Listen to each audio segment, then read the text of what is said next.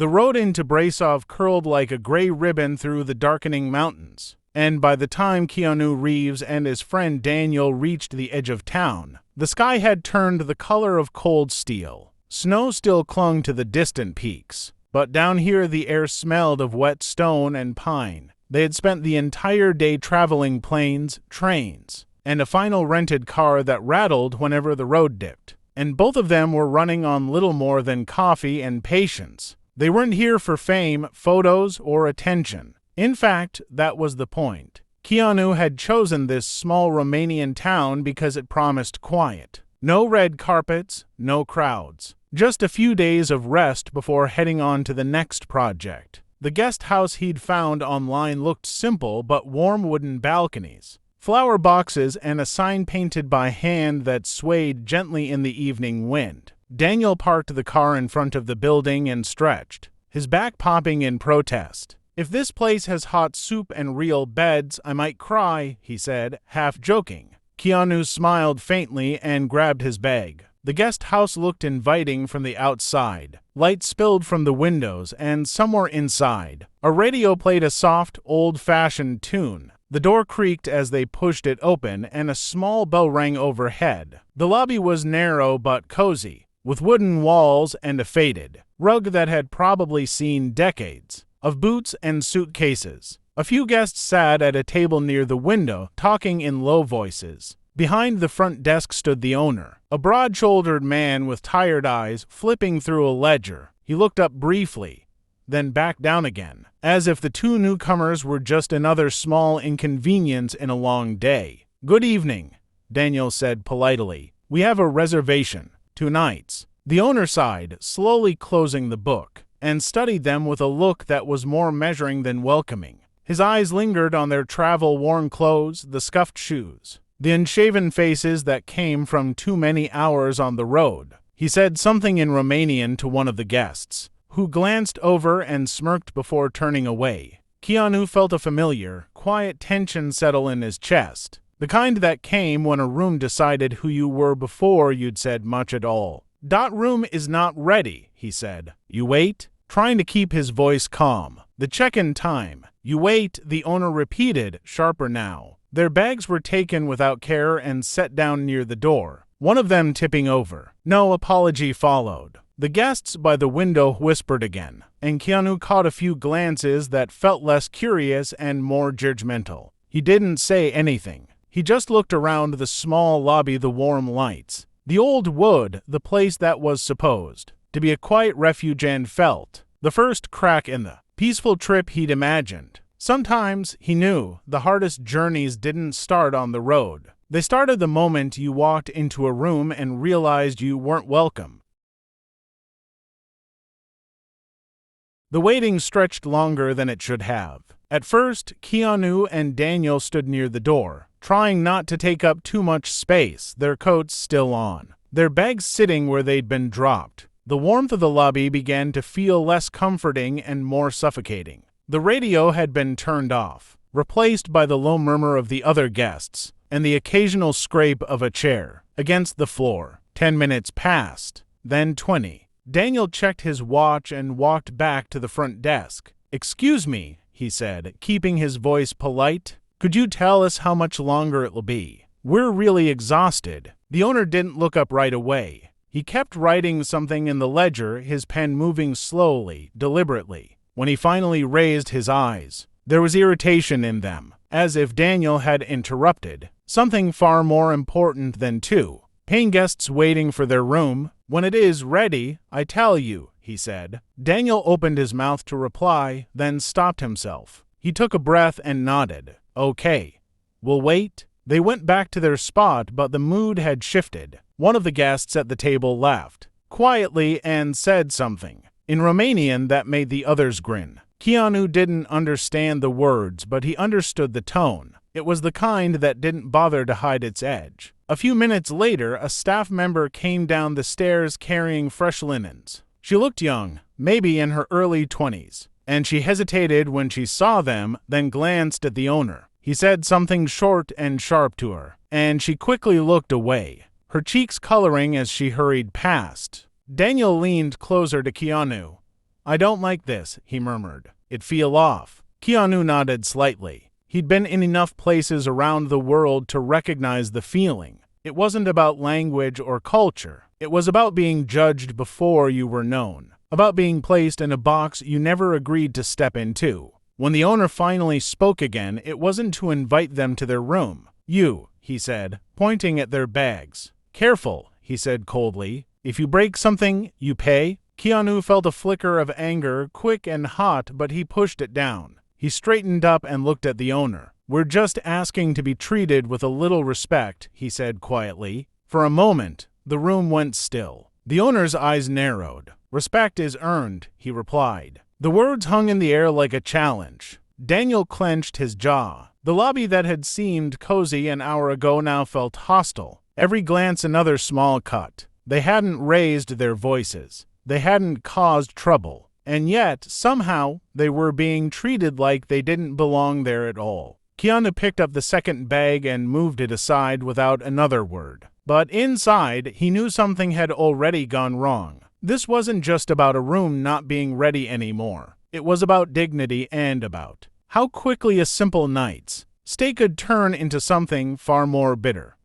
The cold outside felt kinder than the warmth inside. Keanu pushed the heavy wooden door open, and a sharp breath of mountain air rushed in, carrying the smell of pine and damp stone. Without saying much, he and Daniel stepped into the small courtyard behind the guest house. A single yellow lamp hung over the door, casting long shadows across the uneven ground and the old stone walls that enclosed the space like quiet witnesses. Daniel dropped his bag onto a bench and sat down hard. "That was unnecessary," he said, rubbing his face with both hands. "We didn't do anything." Keanu leaned against the wall for a moment, letting the cold calm the heat in his chest. "No," he said softly, "but sometimes that doesn't matter." They stood there in silence, listening to the distant sounds of the town and engine passing somewhere far away. A door closing, a dog barking once and then going quiet again. Above them, the sky was dark and clear. The stars, sharp like broken glass, scattered across black velvet. Daniel looked up at him. "We can just leave. Find another place." Keanu considered it. Part of him wanted exactly that, to get back in the car, drive until the road straightened out and the night swallowed this place whole. But another part, the steadier one, knew that leaving wouldn't erase what had already happened. It would just carry the weight of it somewhere else. "If we leave now," Keanu said, "we leave angry, and I don't want to carry that with me." Daniel sighed. "So we just sit here and take it?" "No," Keanu replied. "We wait. We stay calm. And we don't give them a reason to turn this into something worse." Daniel studied him for a moment, then nodded slowly. He knew that look, Keanu's quiet stubbornness, the kind that didn't need to raise its voice to be firm. "Most people do," Keanu said. "They just don't always know what to do about it." They talked about small things at first: the drive through the mountains, the strange radio stations that faded in and out, the places they still wanted to see while they were in Romania. Slowly, the tightness in Daniel's shoulders eased. The night wrapped around them, quiet and cold but honest. After a while, footsteps echoed near the door. The young staff member stepped into the courtyard, hesitating like someone approaching a sleeping animal. "I'm sorry," she said in careful English. "Your room, it will be ready soon. There was a mix-up." "Thank you," Keanu said, meeting her eyes and offering a small, genuine smile. She nodded, clearly relieved, and hurried back inside. Daniel exhaled. "At least someone here remembers how to talk to people." Keanu sat down on the edge of the bench. "Anger is easy," he said. "Patience is harder. But patience gives people a chance to show who they really are." They waited there a little longer, the cold biting at their hands, the light buzzing softly above them. Whatever happened next, Keanu knew one thing. He wasn't going to let this night turn him into someone he didn't recognize. The door to the courtyard creaked open again, but this time it wasn't the young staff member. The owner stepped out, pulling his coat tighter around himself as if the cold had offended him personally. His face was tight, unreadable, and for a moment he just stood there, looking at Keanu and Daniel, as though he were still deciding what to say or whether to say anything at all. "Your room is ready," he said at last. Daniel stood up first, lifting his bag. "Great," he replied, though the word carried more relief than enthusiasm. They followed the owner back inside. The lobby felt different now, quieter, heavier. The other guests had gone upstairs or out into the night, and the radio was still off. Every footstep echoed more than it had before, as if the building itself were listening. At the front desk, the owner stopped and reached under the counter. He pulled out their registration papers, glanced at them, then froze. He looked up again, this time really looking. His eyes moved from Keanu's face to the name on the form, then back again. Something shifted in his expression, not warmth, not kindness, but recognition mixed with unease. "You are," he began,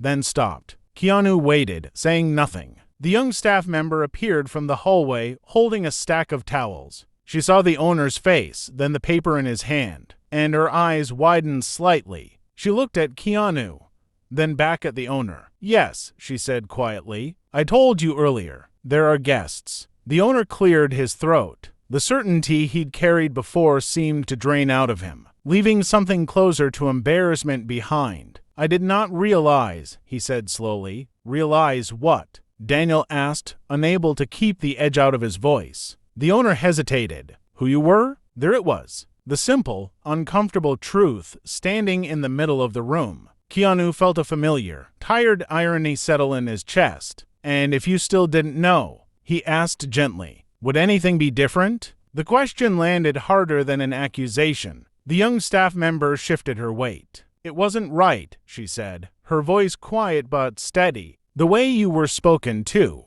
The way your bags were treated. I'm sorry I didn't say something sooner." He depended on recognition. The silence that followed was thick but different now. Less sharp. More thoughtful. The owner handed them the room key. "Your room is on the second floor. If you need anything." He didn't finish the sentence. He didn't have to. Everyone in the room understood what had already been said, and what couldn't be taken back. As Keanu and Daniel turned toward the stairs, the young staff member met Keanu's eyes again and gave a small, grateful smile, as if relieved that the truth had finally been spoken out loud. The night hadn't changed. The walls hadn't changed. But something in the air had shifted, and sometimes, Keanu thought, that was where real endings and real beginnings quietly started.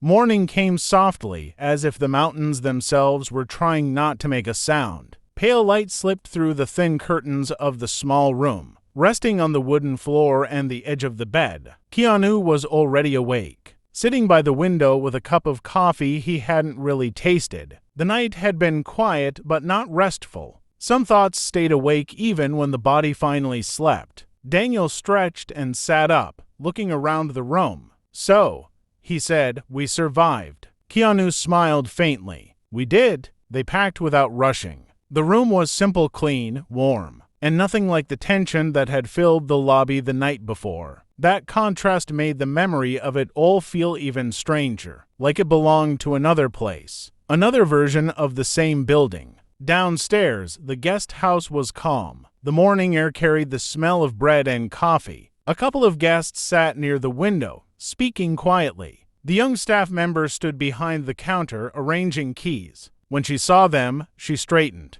"Good morning," she said. "I hope you slept well." "Thank you," Keanu replied. "We did." The owner came out from a side room a moment later. He stopped when he noticed them, then walked over, slower than he had the night before. His expression was careful, but not cold. "I wanted to say again," he said, "I am sorry for yesterday." Daniel nodded. "We heard you, and we appreciate it." There was an awkward pause, the kind that usually meant someone was about to say something unnecessary. Instead, the owner simply nodded and stepped back. They settled the bill, picked up their bags, and headed for the door. The young staff member followed them out onto the front steps. The mountains were clearer in the morning light, their edges sharp against the sky. "I hope the rest of your trip is better," she said. "You didn't deserve what happened here." Keanu looked at her and smiled. "Thank you for speaking up," he said. "That matters more than you might think." She seemed to stand a little straighter after that. The car started with a low rumble, and Daniel pulled away from the curb. In the side mirror, the guest house grew smaller. then turned into just another building on a quiet street.